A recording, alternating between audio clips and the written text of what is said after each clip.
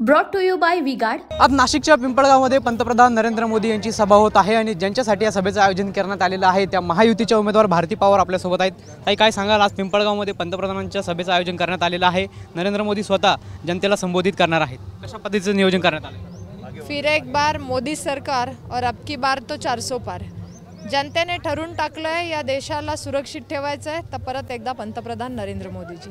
जनतेने ठरवलं या देशाला विकासाच्या दिशेने घेऊन जायचं आहे म्हणून पंतप्रधान परत एकदा नरेंद्र मोदीजी।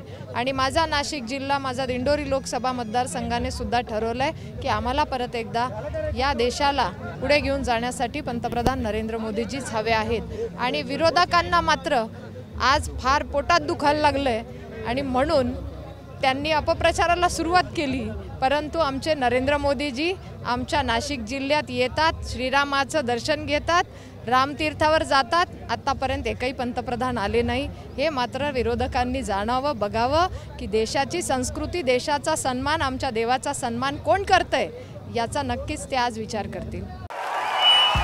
भाइयों बहनों, उनके राज में पावर रहे अनस्टेबल और हम रखे सब स्मूथ और स्टेबल। हमारा नेता कैसा हो जो स्टेबल पावर दे वैसा हो। अब की बार वी गार्ड एसी स्टेबलाइजर का चमत्कार। ताई, आपण विरोधकांवरती निशाणा साधलेला आहे, मात्र आपल्या मतदारसंघात जर बघितलं तर कांद्यावरून जो आहे ते आपल्याला रणकंदन सुरू असल्याचं पाहायला मिळतंय। कांद्यावरून राजकारण सुरू असल्याचं पाहायला मिळतंय। कांदा देखील आता यंदाच्या लोकसभेत चर्चेत आलेला मुद्दा दिसतोय। कांदा प्रश्न आमच्यासाठी राजकीय नाही। कांदा प्रश्नावर कायमस्वरूपी तोडगा काढण्यासाठी आमचं सरकार काम करत आहे। विरोधकांनी याचं उत्तर द्यावं की 60 वर्ष त्यांनी निर्यात बंदीचे पावलं का उचलले आणि मग आम्हाला विचारावं। विरोधकांनी याचंही उत्तर द्यावं की राहुल गांधी जेव्हा पार्लमेंटमध्ये उभे राहतात, शेतकऱ्यांच्या विरोधात बोलतात, कांदा प्रश्नावर खासदारांना घेऊन बाहेर जाऊन आंदोलन करतात, विरोधकांनी याचंही उत्तर द्यावं। विरोधकांनी याचंही उत्तर द्यावं करोनासारखा संकट काळ होता, जेव्हा आमच्या शेतमालाच्या गाड्या पश्चिम बंगालमधून जात होत्या तेव्हा त्यांच्याच पक्षाच्या सहकारी मुख्यमंत्र्यांनी, ममता बॅनर्जींनी आमच्या शेतकऱ्यांच्या गाड्या तिथे अडवल्या, त्यासुद्धा जाऊ दिलं नाही। तेव्हा मात्र हे इथे शांत बसून, घरात बसून गमती बघत होते। विरोधकांनी कांदा प्रश्नावर काय काम केलं हो आजपर्यंत? एक पत्र तरी लिहिलं का? सांगावं मला। आम्ही काम करतोय, जनता आमच्या बरोबर आहे, जनता आमच्या बरोबर आहे, जनतेचा विश्वास आहे। कांदा प्रश्नावर तोडगा काढण्यासाठी निफाडमध्ये 107 एकरांवर ड्रायपोर्टचा प्रोजेक्ट येतो। हे कोणासाठी आहे? आणि मला असं वाटतं की कांदा प्रश्नावर चांगलं होत असलेलं सरकारचं पाऊल विरोधकांना मात्र नक्कीच आज त्यांची पोटदुखी वाढली आहे। जे कांदा प्रश्नावर कधीच बोलत नव्हते, कधीच कुठले पर्याय आणत नव्हते, ते आज विचारतायत। अहो, त्यांनी निर्यात बंदी का केली याचं उत्तर द्या।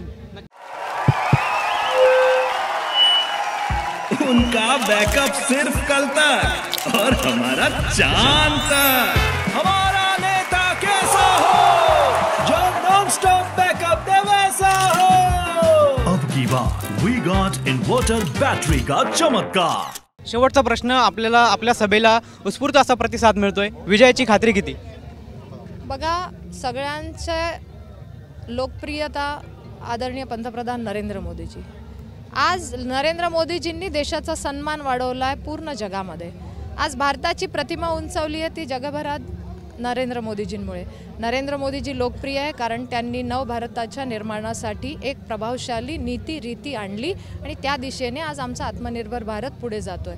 मला वाटतं की ही लोकप्रियता आहे, त्यामुळे लोकांचा उत्साह वाढला आहे। आज बघितलं की असा उत्साह आहे की गाड्या यायला सुद्धा आम्हाला अर्धा तासापासून आम्ही वेट करतोय। आज लोक पूर्णपणे मोदीजींना ऐकण्यासाठी, मोदीजींना बघण्यासाठी आणि आमच्या देशाचा गौरव, आमच्या देशाचा सन्मान, जे इतर देशांना वाटतं की आमच्याकडे पण एक मोदीजी पाहिजे असे पंतप्रधान आम्हाला लाभते, त्यासाठी उत्साह, ही गर्दी आहे आणि नक्कीच आमच्या विजयाची खात्री तर आहेच।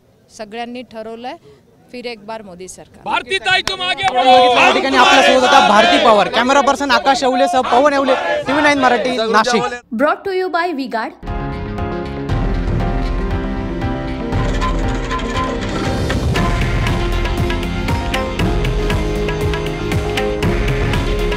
हे आहे देशातील नंबर 1 न्यूज नेटवर्क आणि आपण पाहत आहात TV9 मराठी.